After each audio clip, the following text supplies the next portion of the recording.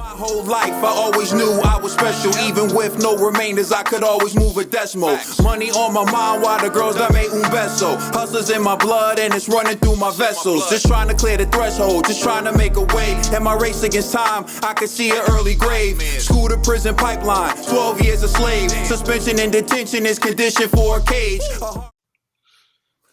You are now tuned into the Boxing Bros. Listen, I want to thank everyone who subscribed. We've officially climbed 14K.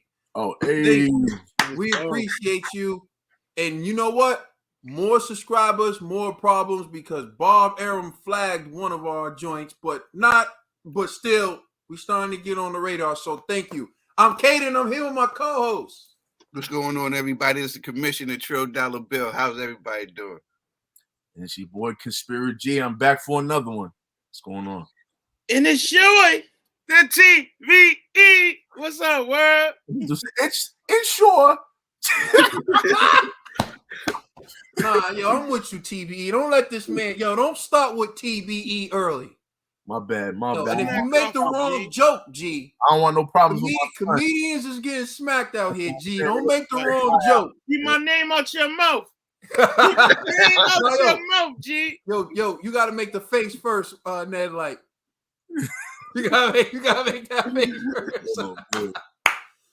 All right, the first topic we're gonna discuss on Boxing Bros is Kambosos and Haney exchange words at the press conference. We can't show you everything because we're not trying to get flagged again.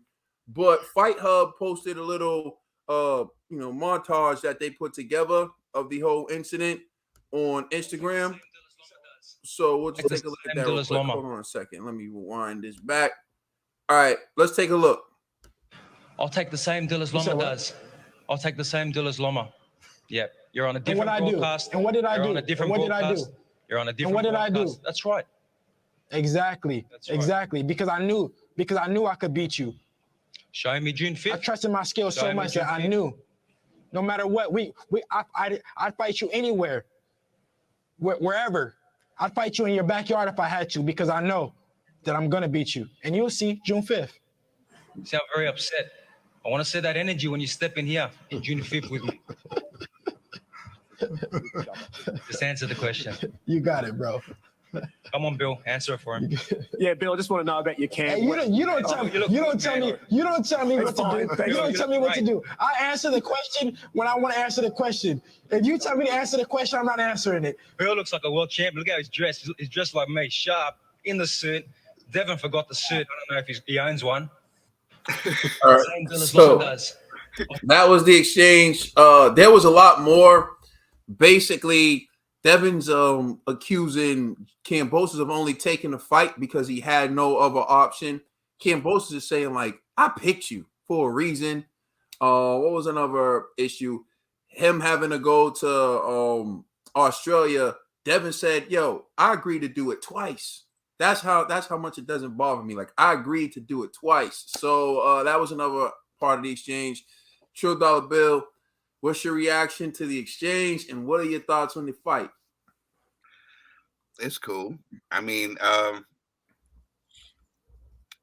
we'll see once it gets more closer. I want to wait to see how the energy is when it gets more closer. I thought it was cool. That's what they're supposed to do. Everybody did what they were supposed to do. Kambosos seems relaxed. He's comfortable at being champion.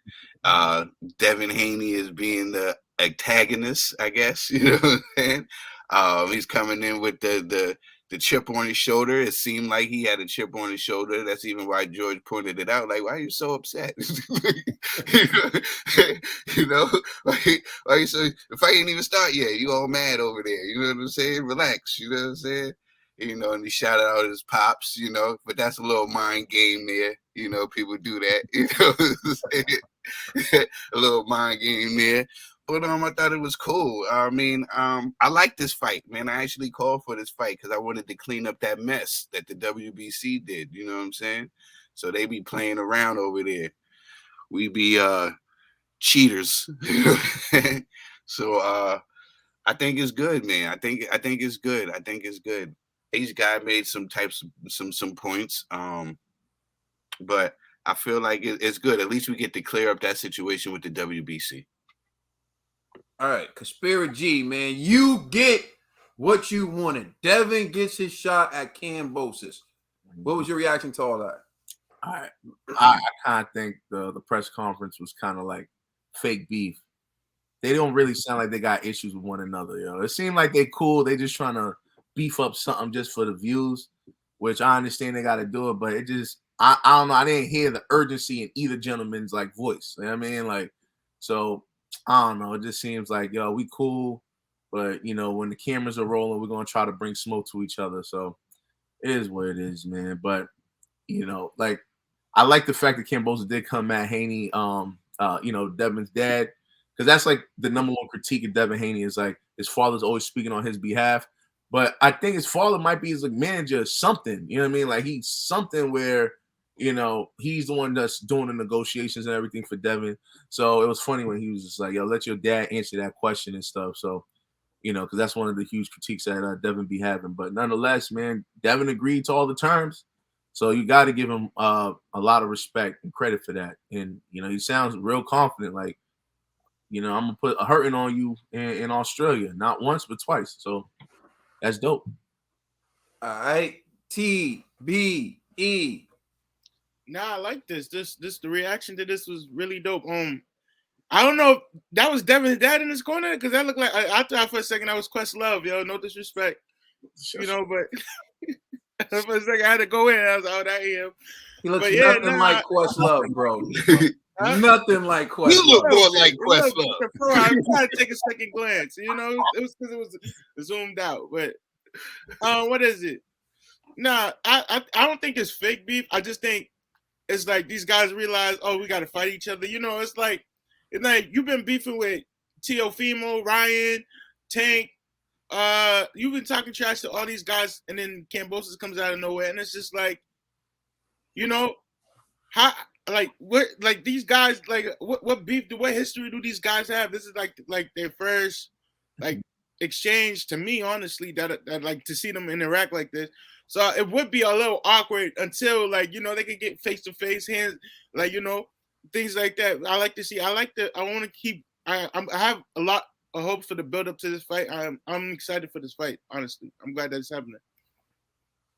Yeah, I don't think that is fake. I just think it's competition. Until Kambosos signed and Devin signed, and it was official. They weren't fighting each other, so their sights weren't set on each other. But now their sights are set on each other. Now they're gonna fight one another. So now it becomes like, okay, I'm gonna beat you, or I'm gonna beat you. So it's just them speaking what they think they have over one another. I mean, at one point in the press conference, Devin said that like he's anything he does, he's gonna be ready for it, and Kambosos is just saying like, yo, you're not ready on this level. You never been on this level. And that's just them talking about like the advantages they think they have over one another. So I don't think that is fake. I think it's just competition. And it's just like, yo, I'm gonna beat you. Now I'm gonna beat you. And each guy's saying why they think they're gonna win. So that's cool. As far as this fight goes, I'm excited for it because I remember seeing Devin in the Mayweather gym when he was just a kid. And even back when they used to say someone was the next Floyd Mayweather Sr. would say, nah, Devin's the next Floyd. And I think I even heard Floyd say it a few times, like, Devin's the next Floyd. So, as far as Devin's career goes, it started off well with him turning pro at 17 and doing his thing as a youngster. But then he kind of got like stale and he started fighting like mediocre competition. And in many ways, maybe he was performing down to the level of his competition. But now he is on the big stage. He's in a Floyd Mayweather type of moment, right? He's in like the Mayweather versus De La Hoya type of moment. And so now we're going to see what he does. Is he the guy who we thought he was going to be? Because if Devin wins this fight, in actuality, he would probably be the closest thing we've seen to Floyd Mayweather in a long time. Which brings me to the last thing. How is Devin going to fight? Is he going to fight like Floyd Mayweather? Is he going to do what Floyd Mayweather would do, which is take the steam out of the room, hit and not get hit? Don't even give Kambosos a chance to put a glove on him. Or is he going to try to go out there and be some fan-friendly guy and go for the knockout, because if he does that, he's probably going to sleep. Yeah, he's probably going to sleep. So there's so many questions. One thing I'm glad about is, like G said, like Trill said, we're going to finally air this out. Devin, if you win, throw the franchise belt in the trash. Kambosos, if you win, throw the franchise belt in the trash. You don't need it. You get it. Whoever wins, throw that damn franchise belt in the trash. That's what I'm hoping we get for this fight. The franchise belt gone. Please let us know how you feel in the comment section. Please like and subscribe. Check us out on Instagram and Twitter. And please check out our podcast on all major streaming services. We're just getting started. We are the Boxing Bros. Don't be a custer.